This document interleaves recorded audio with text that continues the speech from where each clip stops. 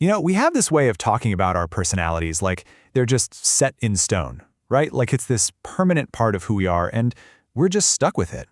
We hear people say it all the time, and let's be honest, we've probably all said it ourselves. It's kind of the ultimate excuse, isn't it? This one simple phrase that totally shuts down any real talk about growth or, changing. It's like a verbal shrug, basically saying, hey, what can you do? And man, we love our labels. We find a framework that just perfectly describes our tendencies, and boom, suddenly that description becomes a prescription. It stops being a helpful insight and turns into an excuse for how we act. We wear these traits like they're name tags. We own our impatience, our bluntness, our emotional swings, as if they're unchangeable facts about us, like our height or eye color. But Jesus looks right past all of our excuses and says something totally different. Just one word. Not cope with it, not manage it, and definitely not just accept it. He says, change. And that one command just slices right through every single excuse, every personality profile we try to hide behind. And you really got to think about what he's saying here. Jesus isn't asking them to literally become kids again. No, he's looking at these grown, competitive, prideful men and telling them that their whole way of thinking, their entire internal operating system, is completely incompatible with his kingdom. He is commanding a radical shift in their mindset. And this right here is the absolute key. The command itself is proof that it's possible. God would not command something that is impossible for us to do through him. So this isn't some nice suggestion. It's an expectation, and it's rooted in the promise that he can actually transform us. And if you need proof, just look at a real-world case study from his own inner circle, James and John. These two brothers had a nickname that pretty much tells you everything you need to know about their natural personalities. This is who they were: impulsive, territorial, and ready to call down fire from heaven to incinerate a whole village just because they weren't welcomed.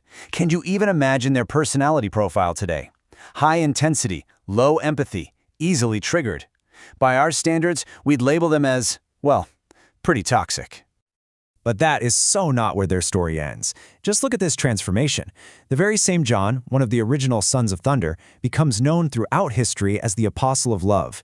The same guy who wanted to call down fire ends up writing things like, God is love, and perfect love casts out fear. Come on, that isn't just a little personality tweak. That is a supernatural overhaul of a man's entire being. And the God who did that for John, he's the same God we serve today. Which means that exact same power is available to us. If they could change that radically, so can you. Now look, this doesn't mean personality tests are useless. They can actually be fantastic tools for diagnosis.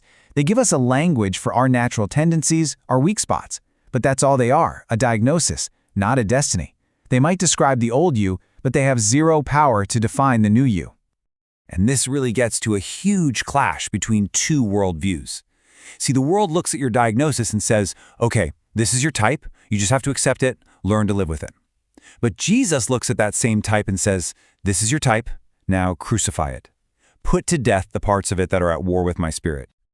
The world is constantly screaming, be your authentic self. But what if your authentic self is angry or fearful or proud? Jesus gives us a much better invitation. He says, be your renewed self. Become the person you were actually created to be, the one who's free from all the junk of sin and old habits. And finally, the world says, just live by your wiring. It's how you're made. But the gospel shouts a much higher truth. Be transformed by the renewing of your mind. Your wiring is just the starting point. It is not the final destination. So how does this actually happen? Well, here's where the hope comes in. We have to start seeing what we call personality in a new way. A lot of it is really just a collection of deeply ingrained, habitual thought patterns. And the great news is that habits can be broken, attitudes can be replaced, and mindsets can be totally rebuilt from the ground up. And Jesus gives us the roadmap. It all starts with honesty, finally admitting, okay, my way of thinking here is flawed. It requires humility, going to God for new patterns instead of just trusting our own. It's built on faith, truly believing change is possible through Him. It demands patience, staying teachable, especially when life gets hard and the pressure is on. And, this is crucial, it's all empowered by the Holy Spirit working from the inside out. Let's just be crystal clear about the whole point of this.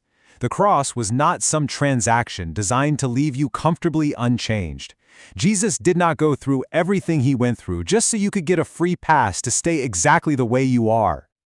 He died so that the things holding you captive could die. Your anger, it can die. Your fear, it can die. Your impulsiveness, your stubbornness, your pride, all those self-protective walls you build that keep you from God and other people, all of it can be nailed to the cross. Because it's only when that old self is put to death that the new creation, the person remade in the image of Christ, the transformed thinker, can truly rise up and take its place. This isn't just some nice theory. It's a real invitation. Your personality is not your destiny. Your habits are not your identity. You can change. Jesus doesn't just require it, he empowers it. And that journey starts the second you decide to take that first step. So I'll just leave you with this question. Forget who you've been. Forget the labels you've accepted. In light of the incredible, transformative power of God, who are you becoming?